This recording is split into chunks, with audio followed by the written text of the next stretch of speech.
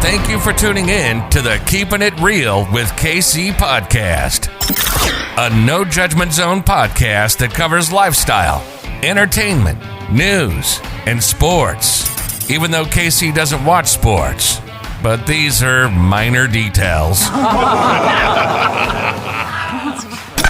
By the way, he reads tarot cards too. Yes, I really mean it. He reads tarot cards too. And now, the host you've tuned in for, KC Phoenix.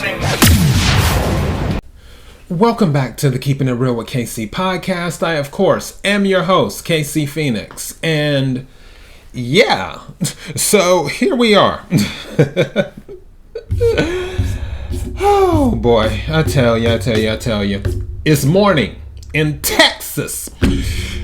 Before I go any further, KIRWKC.com, main podcasting platform. This podcast is carried on Apple, Spotify, Google, iHeartRadio, Pandora, Overcast, Bullhorn, Amazon Music, Audible, and several other podcasting platforms. Please feel free to listen to this podcast on whatever platform is most convenient for you. KIRWKC on all the social media platforms. Now that I've said all of that, we can chat for a minute, then I'll get into my daily thought because that's what I'm doing. I'm trying to get comfortable in this chair. Every time I go through it with this chair, one of these days, I don't know, I'm seeing myself in a whole different, reality, where I have the studio set up and I have this awesome chair that I can easily get comfortable in. is what I'm looking for. But, you know, it's all good. But let's chit chat for a second. So Mercury retrograde is doing its thing. I kid you not. For the past few days, none of my packages from Amazon have come on time at all. The one package, which they combined two of the items, which was my favorite dressing, which, by the way, I'm pretty sure I mentioned this on the podcast before, is Brick House dressing. It's the, they called it, the original name was the Honey Dijon or whatever it was, but then they renamed it the Creamy something or whatever. And when I tell you that is some of the best dressing ever, some of the best dressing ever. It's like low sugar, low sodium, blah, blah, blah, blah, blah. Now, it's not cheap either. It's not like your $3 dressing. It's like almost $10 a bottle. So if you don't want to pay that for dressing, then it's not for you. But for those who don't mind, then it's totally worth the money. But they took the dressing and combined it with this energy bowl. It was a rose quartz energy bowl that I had bought to have in my setup when I do some of my readings, my tarot card readings. And the Amazon person delivered it to the wrong place. So I'm walking all around the complex looking for it, couldn't find it. I contact Amazon and I'm like, okay, the guy delivered it to the wrong place. And they're like, well, no, it's saying that the delivery might have been marked delivered too early. I'm like, no, there was a picture taken with the email that I received. It's like, I know how shipping and stuff works. I used to work for UPS many eons ago, like over 20 years ago. I used to work for UPS. And I know about the whole thing where sometimes they'll mark it as delivered even though it hasn't been delivered yet, which is crazy, but that's another story for another day to explain that whole process. Regardless, I was telling Amazon, dude, they have a picture. That's not my porch. That's not it. So,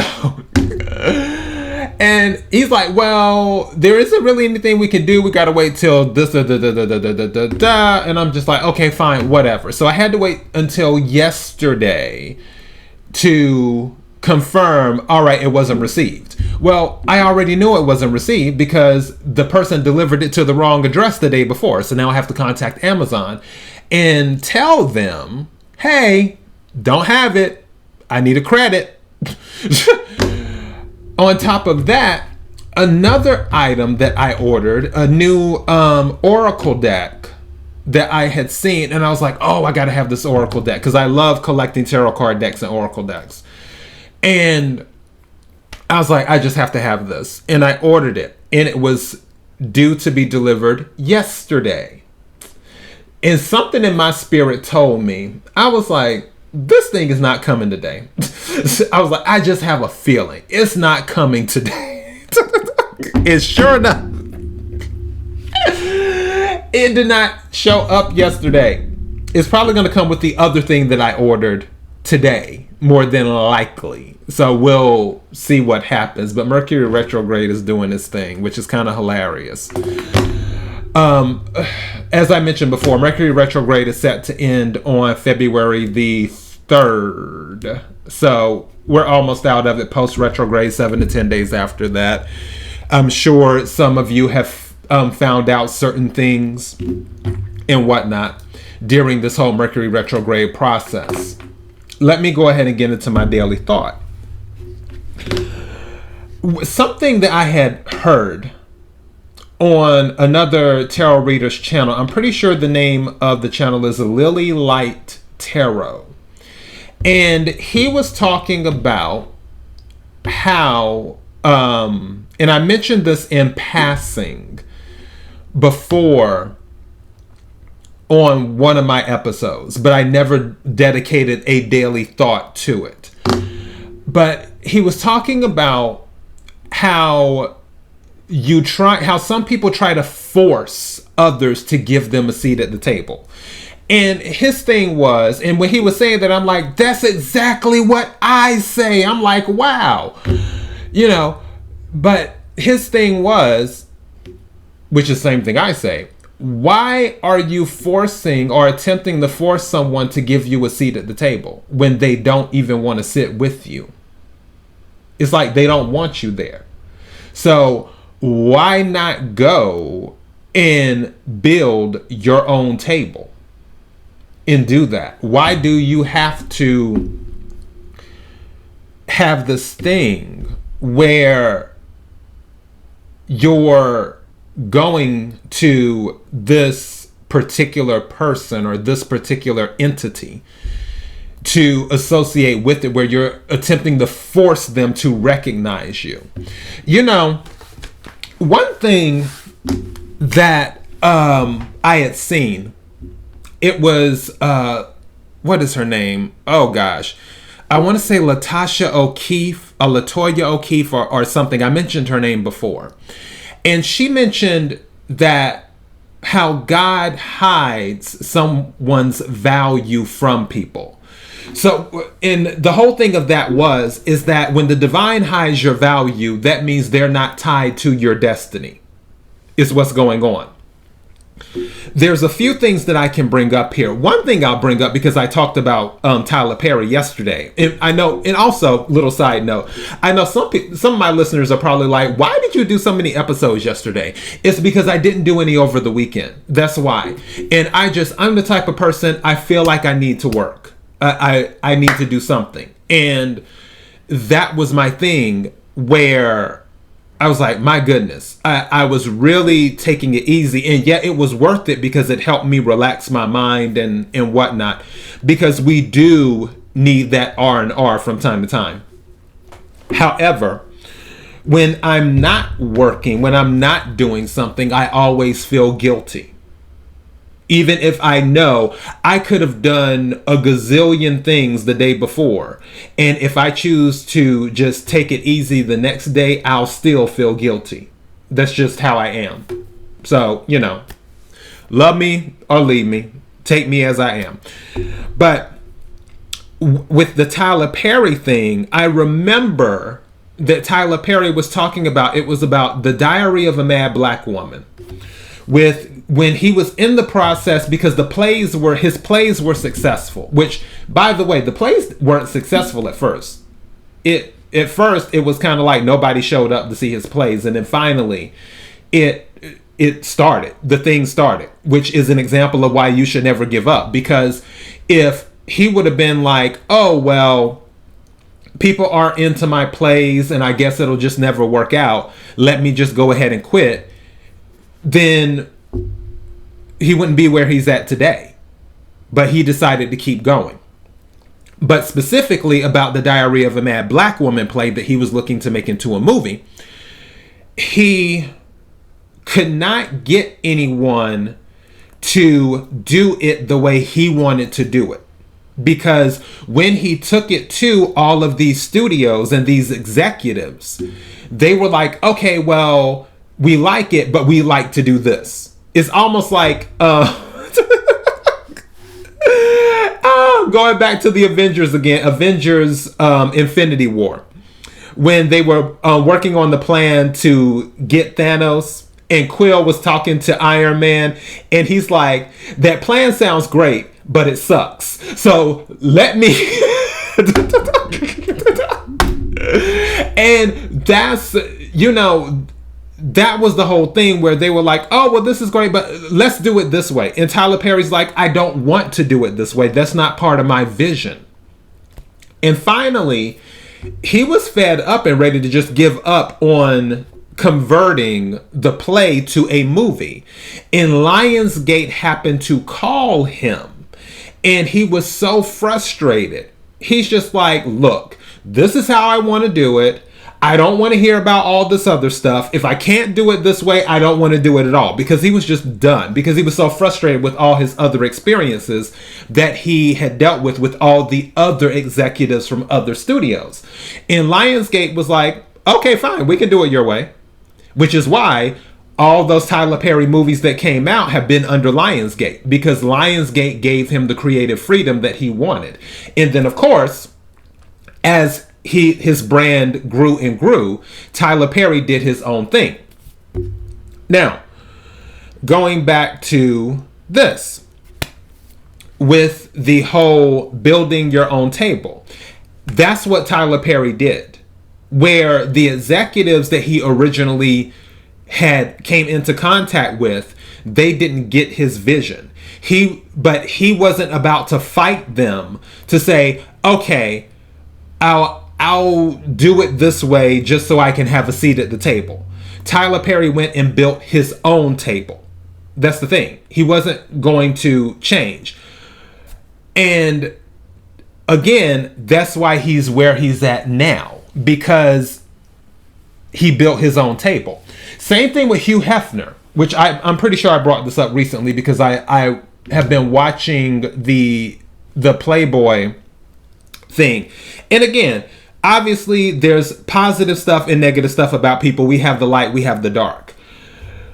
Because there are certain things that have been, there was a news article that just came across my phone about Hugh Hefner and the bunnies and so forth. However, there were a lot of amazing things that Hugh Hefner did. And you have to give him credit for that. Now, back to the hiding the value, where Hugh Hefner, which I did not know this, worked for Esquire magazine. That's who he worked for.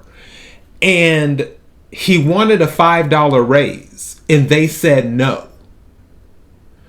So clearly, they did not see Hugh Hefner's value. And Hugh Hefner decided he was not about to convince them or try to force them to give him a seat at the table. So Hugh Hefner said, I'm out. I'm gone. So he left Esquire magazine. And then that's when he started Playboy, which the original name was Stag House or something like that. I'm pretty sure it was Stag House. But then he was about to get sued because it was... some other company had that name and they found out about it. So then he changed the name. And another person came up with the name and he liked it. And then that's how the Playboy name came about. And then all of the stuff happened. And then it just grew and grew and grew. And then Hugh Hefner created this huge empire of Playboy. Because the thing about Playboy is that it wasn't just pictures of women.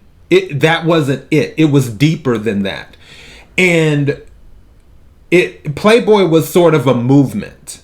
in a way, because they were willing to talk about things like politics, like this, like that, whatever that other people wouldn't talk about. Just like when Hugh Hefner had his own show, he had black people on his show at a time when black people were not even allowed to go through the front door in certain areas. He had Sammy Davis Jr. on his show. Also, Hugh Hefner was one of the people who gave Aretha Franklin her first, kind of major thing, where she was at, it was either on the Playboy show that he had or either at one of his clubs. But one of the gigs that she did, Hugh Hefner was like one of the first people that was like, yes, I want you to come sing. At a time where people were not so quick to have black entertainers floating in their circle. And I'm not going to get into the whole skin color thing or whatever, because I don't believe in getting bogged down in the past too much. I believe that's an issue today, where people are too bogged down into the past, which we can take that part and then tack it on to this about building your own table. Some people get caught up in, oh, well, I have to be recognized by this person. I have to be recognized by this entity, or by this government, or by this group of people. When really, the only person that you need to be recognized by is yourself and the divine. That's it. The only opinion that matters is the divine and yours. That's it. You and God. Everything else falls to the wayside. None of that other stuff matters. It just doesn't. And if you go by that, the resources will come in for you to build your own table. And going back to, again, your value being hidden. Maybe there is something there that the divine sees in you that maybe you don't see in yourself, because you're looking for validation from another person or another entity or another group of people, that the divine is like, what do you need their validation for? You are a child of the divine. That is validation within itself, because you are here. So what type of recognition do you need from this group? What do you need from this table that I can't give you? It's almost, and I always tell this joke that Paul Mooney tells about Cleopatra.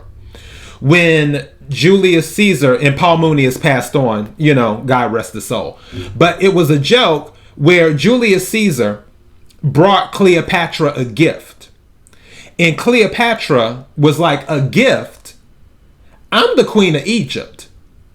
There is nothing that you can give me that the queen of Egypt has not already given me. I say that to say this. You're a child of the divine. There is nothing that any table that is built by man, an institution, or whatever can give you that the divine cannot give you on its own. So for this need to be recognized, to be like, oh, I have to be at this table, I have to be with this group of people, they need to recognize my talent. No, maybe the divine is saying you need to build your own table, because if you build your own table, you will be able to recognize the people that I believe in that have talent. You ever think about it like that? Just like with Tyler Perry. Tyler Perry, love him or hate him, because again, we all have light, we all have dark. Because I've heard good things about Tyler Perry, I've heard bad things about Tyler Perry. I don't know Tyler Perry. So, it is what it is. Regardless, Tyler Perry has still helped many people, especially people of color, in the industry. Same thing with Oprah. I've heard good things about Oprah. I've heard bad things about Oprah. I don't know Oprah, but you can't knock the good things that people have done. And had they not built their own table, they wouldn't have been able to lift some people up. Maybe the divine is trying to force you to build your own table so you can lift other people up, where those other tables that they're trying to get to that usually say, no, you can't sit with us. The divine is saying, okay, I'm going to give you the resources so those people can come to your table because I know you will be more welcoming to those people. That's what I'm saying.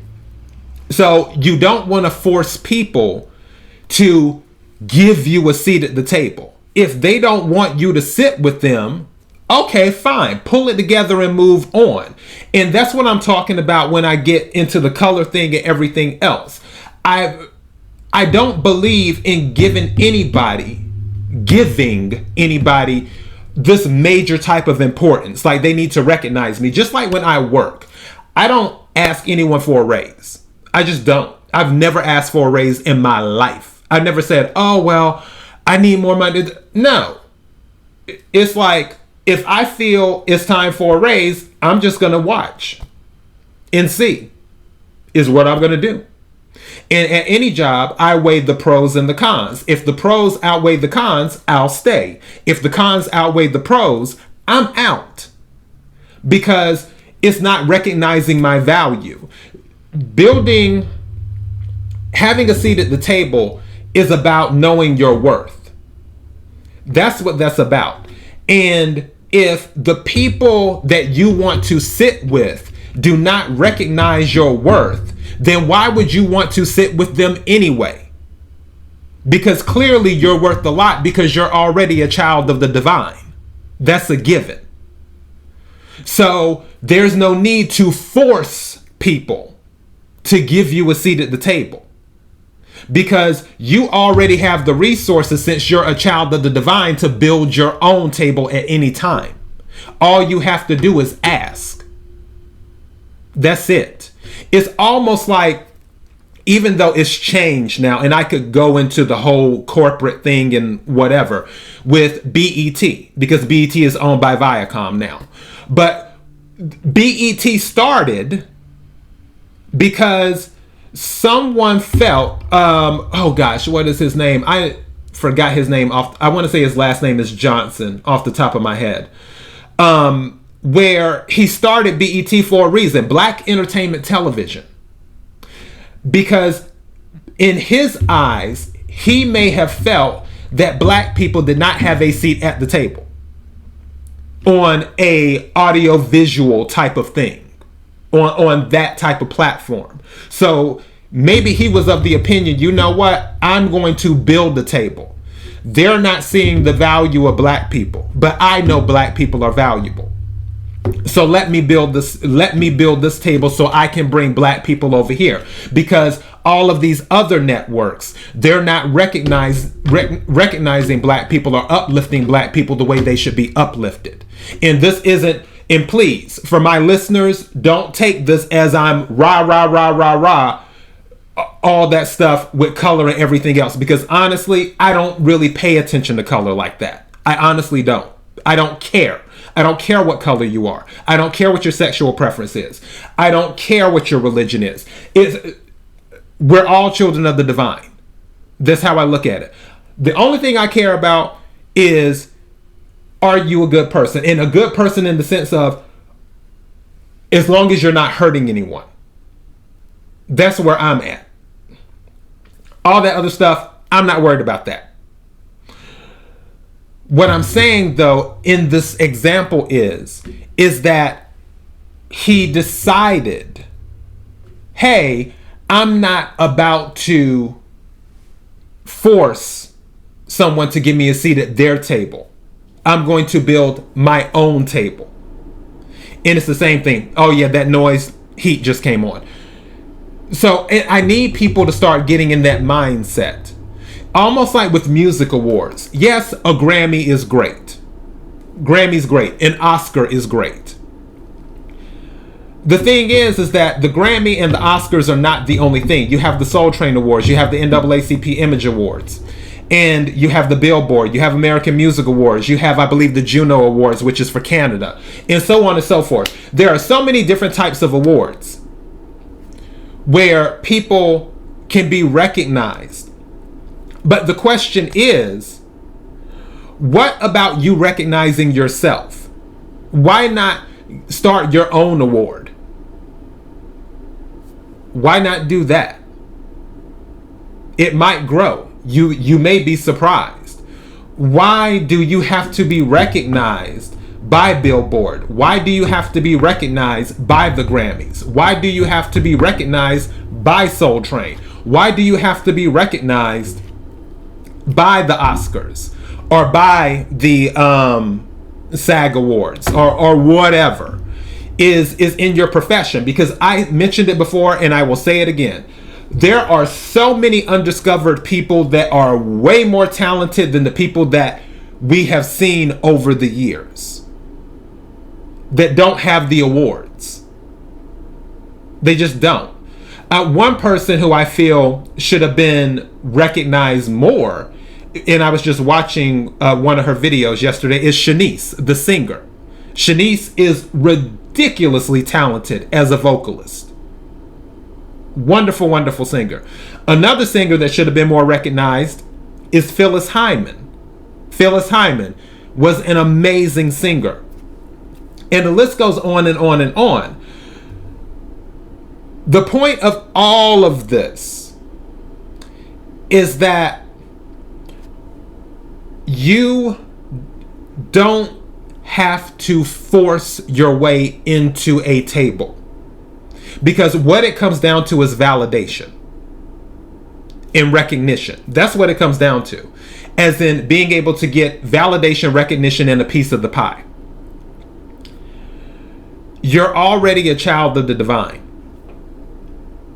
You already have everything that you need.